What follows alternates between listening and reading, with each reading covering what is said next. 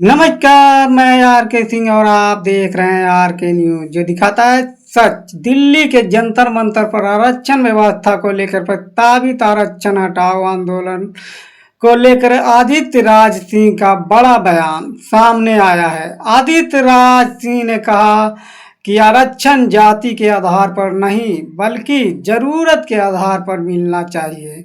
उनका कहना है कि गरीब और जरूरतमंद हर जाति में है, इसीलिए आरक्षण की व्यवस्था में आर्थिक और जरूरत के आधार को प्राथमिकता दी जानी चाहिए।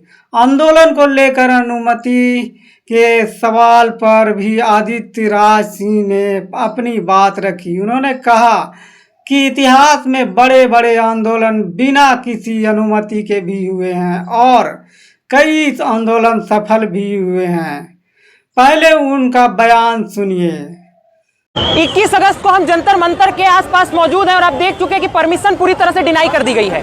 पूरे देश में इस बात पे बहस छिड़ चुकी है कि बताइए कि आप बिना परमिशन की लड़ाई लड़िएगा। तो बड़ी स्पष्ट बात जान लीजिए, आजादी की लड़ाई आप लड़ रहे थे, परमिशन नहीं थी। इतिहास के पन्नों में जयप्रकाश नारायण की संपूर्ण क्रांति हुई, परमिशन नहीं थी। अन्ना हजारे का आंदोलन हुआ, परमिशन नहीं थी। सीजेपी का प्रोटेस्ट हुआ, परमिशन नहीं थी कि जाकर के संसद पे चढ़ जाइए।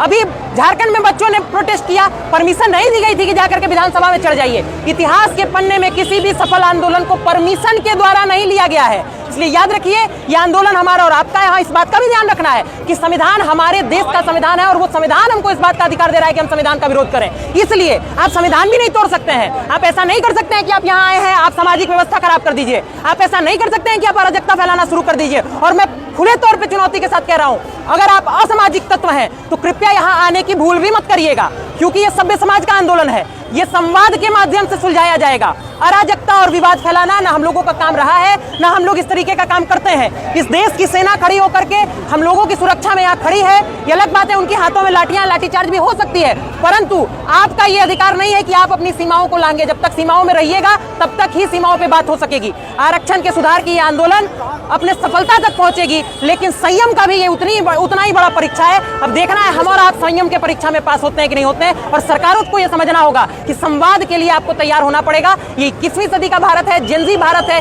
ये नहीं चाहता कि जाति के आधार पर हमें बांटा जाए, इसलिए जातिगत आरक्षण मिले। सरकार आपकी है, गवर्नेंस का फेलियर आपका है। अगर किसी तक संसाधन नहीं पहुंच पा रहा तो जाति मत देखिए, उसकी जरूरत देखिए, उसकी गरीबी देखिए और आरक्षण को गरीबी के आधार पर करिए, जाति के आधार पर नहीं। सत्यमेव जयते। तो सुना आपने, उन्होंने कहा कि उनका आंदोलन शांतिपूर्ण तरीके से अपनी मांग सरकार तक पहुंचाने के लिए है।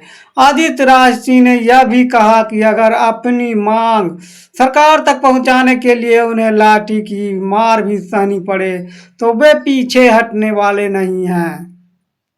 अब सवाल यह है कि आरक्षण को लेकर उठाई गई यह मांग सरकार तक किस तरह पहुंचती है और इस आंदोलन को लेकर प्रशासन का क्या रुख रहता है। आप इस मुद्दे पर क्या सोचते हैं? आरक्षण जाति के आधार पर होना चाहिए या जरूरत के आधार पर? अपनी राय कमेंट में जरूर बताएं और हमें फेसबुक पर देख रहे हैं तो फॉलो करें, यूट्यूब पर देख रहे हैं तो सब्सक्राइब करें। जनता की बात जनता के साथ, जो दिखाता है सच। जय बिहार।